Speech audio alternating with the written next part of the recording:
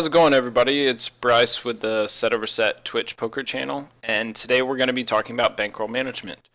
So, I get asked quite a bit about bankroll management and, what amount of buy-in should people use for each stake and etc. etc. And I do try to answer it quite a bit on stream, but I feel like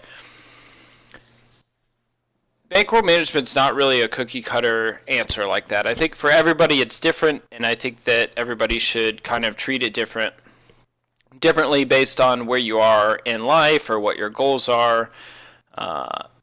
And so I think that the common answer would be 100 buy-ins for MTTs, and then 20 to 30 for cash games, and then maybe 40 to 50 if you play professionally.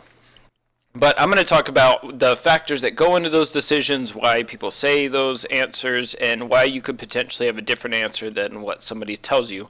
So let's start. What is a bankroll?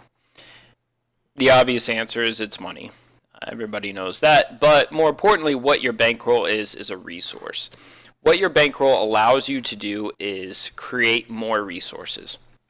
So if you're an investment banker or a stock trader, then that would essentially be your resource to create more resources, the same thing, basically. So you need to treat it as such and understand that if you use it the right way, if you're not irresponsible with it, if you make very calculated decisions based on what you want to do, whether you're aggressive with it or conservative with it, as long as you know why you're doing it, then it's okay. So we're going to talk about what are some of the factors that would make somebody more aggressive or conservative. The first would be mental game. That's probably the biggest in my opinion.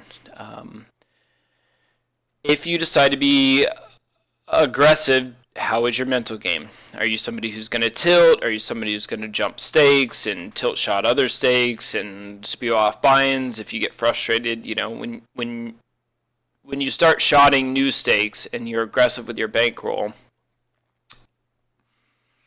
setting a stop loss is really important.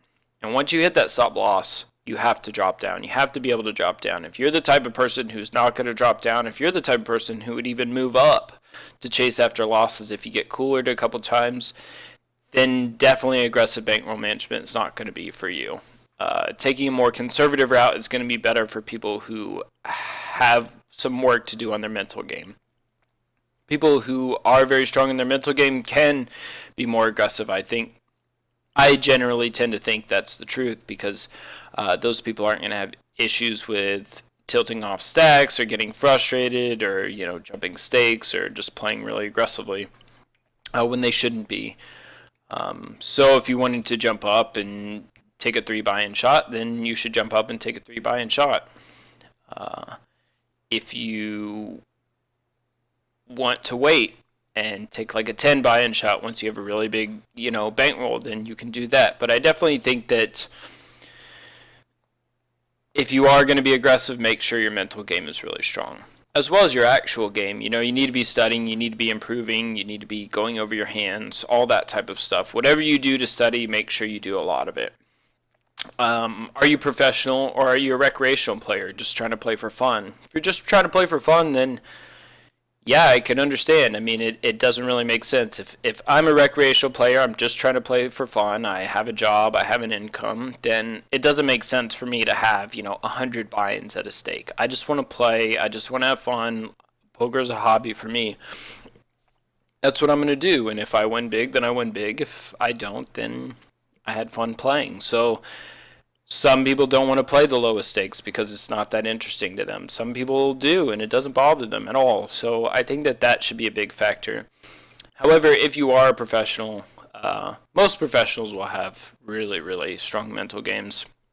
If you are a professional, then yeah, you're going to be more conservative. Your bills rely on it. You have to live, you have to eat every month. And so while, poker players are going to save their money and make sure they have expenses saved up, it's definitely the case that you just need to be more conservative just in case downswings come. They can definitely hit pretty hard for a while, as what's seen on my stream lately. I got hit with a pretty big one recently, and it just happens. There's nothing you can do about it. You can't change it. I mean, if you run bad, you're going to run bad, and you can run bad for 100,000 hands. It's not that uncommon, really.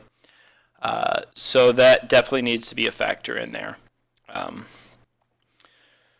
Those would be some of my biggest factors. Pro versus recreational, and if the recreational player has an income that they don't really have to worry about it. So I was talking to a friend of mine recently about the math behind aggressive bankroll management and why, in theory, bankroll management should be treated aggressively. Basically, we have this program. This is on pokerdope.com. It's called a poker variance calculator. And what you do is you put in your win rate here, and then you put in the number of hands. And it will give you 20 different players, what their winning graphs will look like, whether they're winners or losers. It will give you 20 different, from the biggest winners to the biggest losers. If their win rate is all the same, what the type of variance they will run into will be. So let's say you want to move up a stake. You have a 5 BB win rate. You're going to play 1,000 hands. Why jumping up and using a 3 buy-in stop loss would be beneficial will be shown right here. So we're going to go ahead and 5 BBs, 1,000 hands, calculate. You look here and you see that over the 20 players shown here, the biggest winner will win 10 buy-ins in 1,000 hands. They'll win a buy-in every 100 hands. And the biggest loser will lose 8 buy-ins over 1,000 hands. This is all assuming they're winning players, solid winning players, 5BB. And then you have all these guys in between. You have all these 2 or 3 or 4 buy-in, 5 buy-in winners, and then you definitely have some losers, but you have a lot more winners than you have losers in this spot. And then you have the big one here. So with this 3 buy-in stop loss that you set, you allow yourself to win 10 buy-ins or lose 3 buy-ins. When you lose 3 buy-ins, you drop back down, you rebuild, and then you move back up. And then you do it again. And we can show another sample. Yep, you have a guy who wins 12 buy-ins. You have a guy who loses 8 buy-ins. I mean, it's just, you set yourself up to win big or lose small when you use this type of bankroll management. Now, the important thing is that you absolutely have to be serious about your stop loss. You cannot tilt off. You cannot get frustrated. You cannot lose 10 buy-ins. Because if you lose 10 buy-ins at that stake, then it just completely erases the whole point of the strategy. The point of the strategy, jump up, lose a few buy-ins, jump down. Jump back up, lose a few buy-ins, jump down. Jump up, win 10 buy-ins, be established at that stake, and then officially be moved up. So that's why it's so good to take these approaches and do this type of bankroll management. In theory, the math of it says that. You could even see if you were to do 10,000 hands.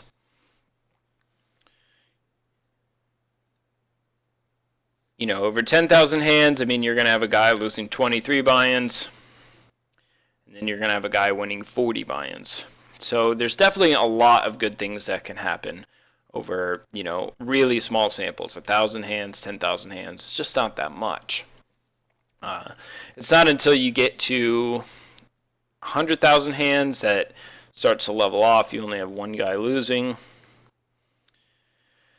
And then once you get, I think it's at 250, let's see.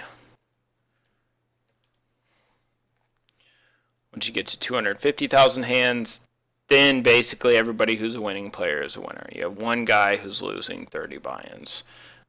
Probably once you get to, I think it's 1 million actually.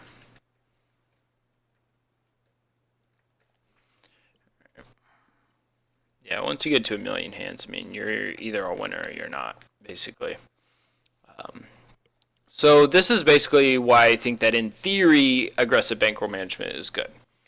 Now, in practice, I think that aggressive bankroll management can be tough sometimes. Number one is if you rinse and repeat, at some point, how many times you're going to move up and drop back down before you actually have to be making money.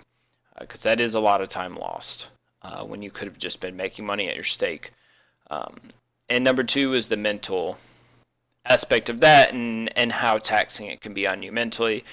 For me personally, because I stream and I stream so much, well, I mean, there are other streamers that stream more than me, but I stream very regularly, every single week, 5 days a week. So it's just added pressure and added stress. When I want to have fun on stream and I want to enjoy myself playing poker and I feel like I can beat a lower stake, then I would rather just be playing that and not really worry about the stress and the pressure and just wait kind of to improve and wait to get to this point.